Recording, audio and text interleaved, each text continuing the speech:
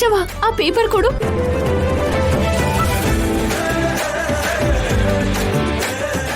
ಇದೇ ಆ ಮಂತ್ರ.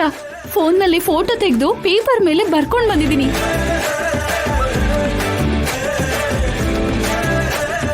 ಅಮ್ಮ, ಕರುಣೆ ತೋರಿಸ್ದ ಅಮ್ಮ. ತಲೆಮಾರುಗಳಿಂದ ಇದ್ದ ಶಾಪಕ್ಕೆ ಕೊನೆಗೂ ವಿಮೋಚನೆ ತೋರಿಸ್ದ.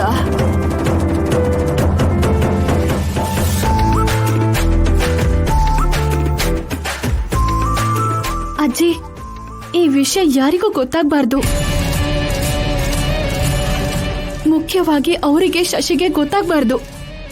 ಅವರಿಗೆ ಅನುಮಾನ ಬಂದು ನಮ್ ಹಿಂದೆನೆ ಬಂದಿದ್ರು.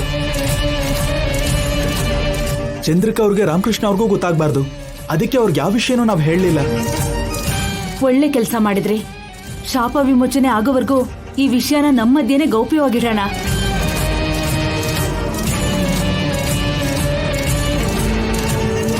ಸಾಧಿಸ್ಬಿಟ್ಟೆ ದಿವ್ಯಾ, ನಿನ್ ಕಷ್ಟಕ್ಕೆ ಫಲ ಸಿಕ್ತು. ಇಲ್ಲ ಅಂದ್ರೆ ಅದ್ಕೇನ ಹಾಗೆ ಬಿಟ್ಕೊಡ್ತೀನಿ ಅನ್ಕೊಂಡಿದ್ಯಾ? ನನ್ ಪ್ರಾಣ ಕೊಟ್ಟಾದ್ರೂ ಕಾಪಾಡ್ಕೋತೀನಿ ಅಂತ ಹೇಳ್ದೆ ಅಲ್ವಾ? ಶಶಿ ಅಮ್ಮ ಅಲ್ಲ ದಿವ್ಯಮ್ಮ, ನಿಮ್ಮನ್ನ ನೀವೇ ಕಾಪಾಡ್ಕೊಂಡ್ರಿ. ಆ ದೇವ್ರೆ ನಿಮಗ್ ಸಹಾಯ ಮಾಡ್ದ. ಆದ್ರೆ ಈ ಮಂತ್ರ ಸಂಸ್ಕೃತದಲ್ಲಿದೆ ಅಣ್ಣ. ಸಂಸ್ಕೃತ ಗೊತ್ತಿರೋ ಪುರೋಹಿತರಿಗೆ ಇದನ್ ತೋರಿಸಿ ಅರ್ಥ ತಿಳ್ಕೋಬೇಕು.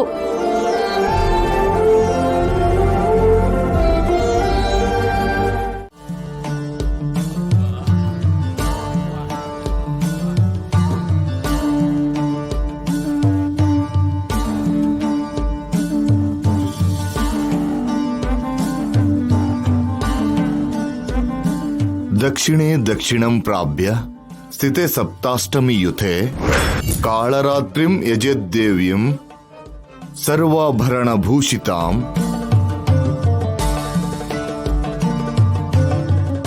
रक्ततर्पणं भवेत् तत्र रक्तपुष्पार्चनं तथा रक्तान्नेन यजें चण्डीं सर्वशापोपशान्तः. ಆ ಥರ ಇದರಲ್ಲಿ ಬರ್ದಿದೆ ಅಮ್ಮ. ಅದ್ರ ಅರ್ಥ ಏನು ಸ್ವಾಮಿ? ಹೇಳ್ತೀನಿ. ಮೊದಲ ಶ್ಲೋಕದ ಭಾವ ಏನಂದ್ರೆ, ದಕ್ಷಿಣಾಯಣದಲ್ಲಿ ದಕ್ಷಿಣ ಮೂರ್ತಿ ಅಂದ್ರೆ ಪರಮಶಿವನ ಆಲಯಕ್ಕೆ ಹೋಗಿ ಶುಕ್ಲ ಪಕ್ಷ 7ನೇ ಮಾಸ ಆಗಿರುವಂತಹ ಅಶ್ವಯುಜದಂದು ಅಷ್ಟಮಿ ತಿಥಿ ದಿನ ಅಂದ್ರೆ ದುರ್ಗಾಷ್ಟಮಿ ದಿನ ಕಾಳರಾತ್ರಿ ಅಂದ್ರೆ ಅರ್ಧರಾತ್ರಿ ಸರ್ವಾಭರಣ ಭೂಷಿತಳಾಗಿರೋ ಆ ಚಂಡಿ ದೇವಿನ ಪ್ರತಿಷ್ಠಿಸಿ ಹವನವನ್ನು ಮಾಡಬೇಕು. ಆ ಹವನದಲ್ಲಿ ರಕ್ತದ ಅರ್ಪಣೆ ನಡೆಯಬೇಕು. ಹಾಗೆ ಕೆಂಪು ಹೂಗಳಿಂದ ಅಮ್ಮನವ್ರಿಗೆ ಅರ್ಚನೆ ನಡಿಬೇಕು. ರಕ್ತಾನ್ನ ಅಂದ್ರೆ ಕುಂಕುಮ ಬೆರೆಸಿರೋ ಅನ್ನನ ಅಮ್ಮನವ್ರಿಗೆ ನೈವೇದ್ಯವಾಗಿಡಬೇಕು. ಕೆಂಪು ಬಟ್ಟೆನ ಧರಿಸಿ ಆ ಚಂಡಿ ಯಾಗನ ಮಾಡಬೇಕು ಅಂತ 2ನೇ ಶ್ಲೋಕದ ಅರ್ಥ. ಈ ಹವನ ಯಾರು ಶಾಪ ಹಾಕಿದ್ರೋ ಅವರು ವಂಶಸ್ಥರ ಹತ್ರನೇ ಮಾಡಬೇಕು. ಅವಾಗ್ಲೇ ಶಾಪ ವಿಮೋಚನೆ ಆಗುತ್ತೆ.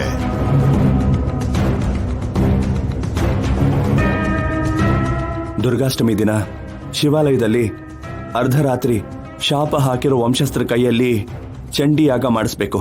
ಅಷ್ಟೇ ಅಲ್ವಾ ಸ್ವಾಮಿ? ಹಾಗಂತ ಈ ಸಂಸ್ಕೃತ ಶ್ಲೋಕದಲ್ಲಿ ಬರ್ದಿದೆ. ನಿಮಗೆ ಶಾಪ ವಿಮೋಚನೆ ಆಗ್ಬೇಕು ಅಂತ ಆ ಬ್ರಾಹ್ಮಣ ಮುಂದಾಲೋಚನೆಯಿಂದ ಹಾಳಾಗ್ದಿರ್ಲಿ ಅಂತ ಈ ಶಿಲಾಶಾಸನ ಬರ್ದಿದ್ದಾನೆ. ಹಾಗ್ ಮಾಡಿದ್ರೆ ಶಾಪ ದೂರ ಆಗತ್ತಾ ಸ್ವಾಮಿ? ಸಾವು ನಿಲ್ಲತ್ತಾ? ಹೌದಮ್ಮ, ಇದು ನಿಶ್ಚಿತವಾಗಿ ಶಾಪ ವಿಮೋಚನೆನೆ. ಆದ್ರೆ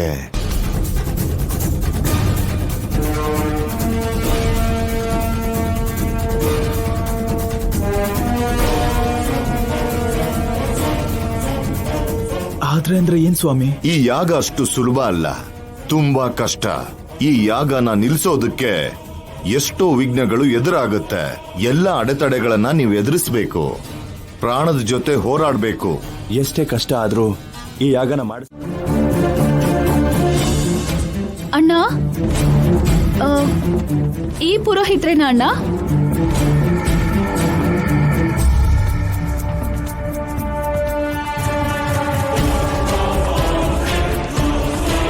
ಆಗಿರ್ಬೋದು.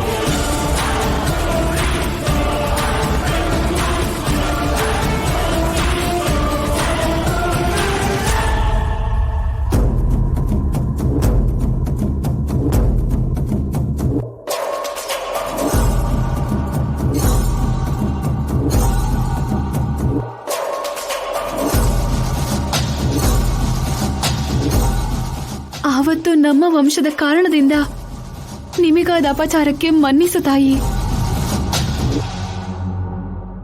ನಿಮ್ ಕೋಪಕ್ಕೆ 5 ತಲೆಮಾರುಗಳಿಂದ ಪ್ರಾಣನ ಬೆಲೆಯಾಗಿ ತೆರ್ತಾ ಬರ್ತಾ ಇದೀವಿ. ನಮ್ಮನ್ನ ಕ್ಷಮಿಸಿ. ಶಾಪ ವಿಮೋಚನೆನ ಶಿಲಾಶಾಸನವಾಗಿ ಬರೆದು ನಮಗ್ ದಾರಿ ತೋರಿಸಿದ್ರಿ.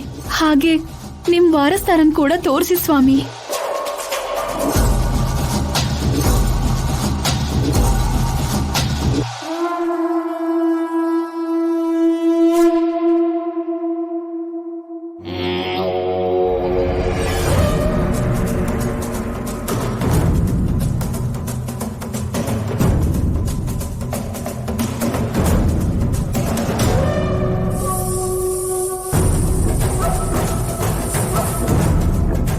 ಮನೆನೆಲ್ಲ ಹುಷಾರಾಗಿ ಹುಡ್ಕೋಣ.